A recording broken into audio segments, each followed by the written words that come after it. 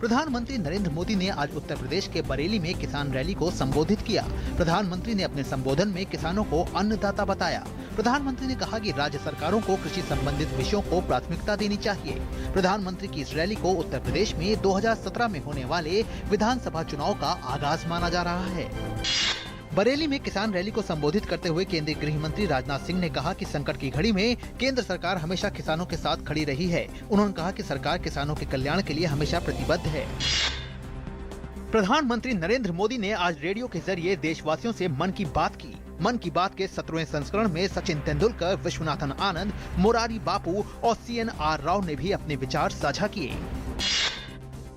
प्रधानमंत्री ने 10वीं और 12वीं की परीक्षाएं देने जा रहे छात्रों से तनाव मुक्त होकर परीक्षा देने की बात कही। उन्होंने कहा कि परीक्षा के समय अपनी तैयारी, ज्ञान और मजबूत पक्षों पर ही भरोसा करना चाहिए और जो नहीं आता उसकी चिंता नहीं करनी चाहिए। भारत रत्न और क्रिकेट खिलाड़ी सचिन तेंदुलकर ने छात्रों से अपने लक्ष्य खुद तय करने का सुझाव दिया। उन्होंने कहा कि किसी दूसरे की अपेक्षाओं के दबाव में आने के बजाय अपने लक्ष्य खुद तय करें और उन्हें प्राप्त करने के लिए कड़ी मेहनत करें। शतरंज खिलाड़ी विश्वनाथन आनंद ने कहा, जीवन शतरंज के खेल की तरह है। इसकी बिसात हमें डराती जरूर है और मन को शांत रखने से समस्या का समाधान निश्चित रूप से मिल जाता है। आध्यात्मिक चिंतक मोरारी बापू ने विद्यार्थियों को निर्भय और हल्के मन से परीक्षा में जाने की बात कही। उन्होंने कहा कि असफलताओं को भी सहज रूप से स्वीकार करना चाहिए। भारत रत्न महान वैज्ञानिक प्रोफेसर CNR राव ने कहा कि इस देश और इस जीवन में अपार अवसर है और विद्यार्थियों से खुद की क्षमताओं पर संदेह न करने को कहा।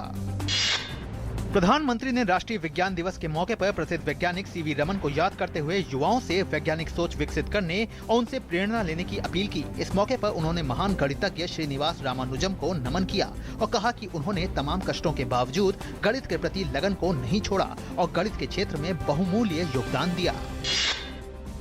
वित्त मंत्री अरुण जेटली कल संसद में आम बजट पेश करेंगे। बतौर वित्त मंत्री अरुण जेटली का ये दूसरा आम बजट होगा। बजट में विकास को गति देने के लिए जरूरी सुधारों पर फोकस रहने की उम्मीद है।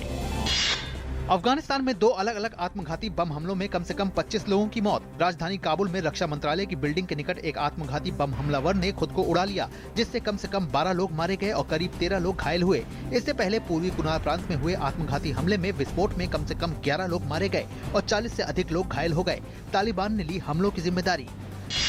यमन की राजधानी सना के नजदीक एक बाजार में हुए हवाई हमले में 40 लोगों की मौत। ये हमला सना के पूर्वोत्तर इलाके नेहम में हुआ। इस इलाके पर है हूती विद्रोहियों का कब्जा। अभी ये साफ नहीं हो पाया है कि हमला किसने किया, लेकिन हूती विद्रोहियों ने सऊदी नेतृत्व वाले गठबंधन पर हमले का आरोप लगाया है। एशिया कप में आज श्रीलंका का सामना बांग्लादेश के साथ होगा। बांग्लादेश ने अपने पिछले मैच में संयुक्त अरब अमीरात को हराया था। वहीं श्रीलंका ने भी पिछले मैच में UAE पर ही जीत दर्ज की थी। ऐसे में दोनों ही टीमों की कोशिश अपनी जीत की लय को बरकरार रखने की होगी। स्विट्जरलैंड के स्टानिस्लास वावरिंका ने दुबई ATP चैंपियनशिप का खिताब जीत लिया है। शनिवार को खेले गए खिताबी मुकाबले में वावरिंका ने साइप्रस के मार्कस बगडाटिस को टाई ब्रेकर में 6-4, 7-6 से हराने में सफलता पाई। ये लगातार 9वें फाइनल में उनकी खिताबी जीत है। आज देश के प्रथम राष्ट्रपति डॉक्टर राजेंद्र प्रसाद की पुण्यतिथि है। वे भारतीय स्वाधीनता आंदोलन के प्रमुख नेताओं में से एक थे। उन्होंने भारतीय संविधान के निर्माण में भी अपना योगदान दिया था।